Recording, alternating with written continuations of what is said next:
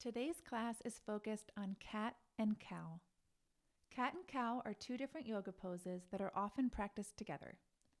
Typically, they're found towards the beginning of a yoga class to warm up the spine and to start opening up through the upper front and back bodies. Most frequently, cat and cow are taught on hands and knees. Check to see that your wrists are under your elbows and elbows under shoulders. You can keep a slight bend in your elbows and then peek back and see that your knees are under your hip points. To transition into cow pose, we start with an inhale. As you inhale, tilt your tailbone, drop your belly towards the mat, pull your shoulders back to open up your chest, gaze lifts.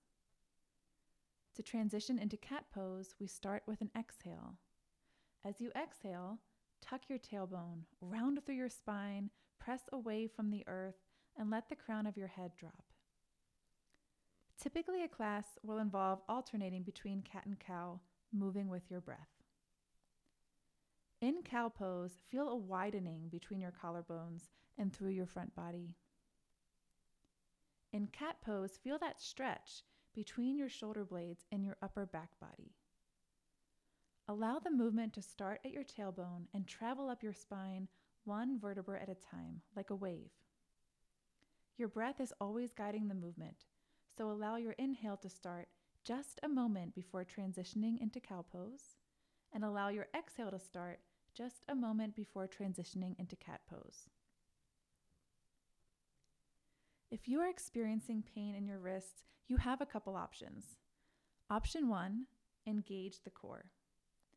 A lot of times in cat and cow, as well as in other weight-bearing postures like plank, there is a tendency to dump into the shoulders, and consequently, a lot of weight and pressure ends up in your wrists.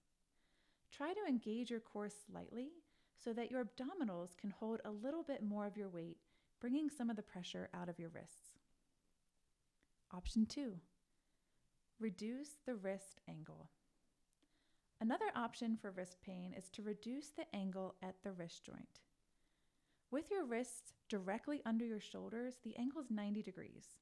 So to reduce that angle, you can walk your hands slightly forwards. You can also use a prop. Maybe grab a folded blanket and place your palms on the blanket with your fingers resting gently on the mat. If you don't have a blanket, you can even use just your mat. Fold up the front edge until you get a high enough fold, and then use it like you would the folded blanket, placing your palms on the mat with your fingers resting gently on the earth.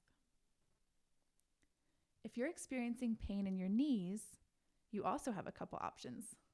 Option 1, use a cushion. So try placing a padded support, like a folded blanket, under your knees. Sometimes giving a little cushion between your knees and the ground can help alleviate some discomfort. Option 2, lift your knees. Maybe try using a thicker yoga prop, like a bolster, or maybe a household item like a pillow or a couch cushion, under your shins to lift your knees so they are no longer touching the mat. If you want to avoid coming down on your hands and knees altogether, you can perform cat and cow seated on the mat, seated in a chair, or even in standing. The primary actions of cat and cow involve spinal articulation, and this can be done in a variety of ways. If you are seated on the mat or in a chair, you can rest your hands on your knees and use them to help guide your body.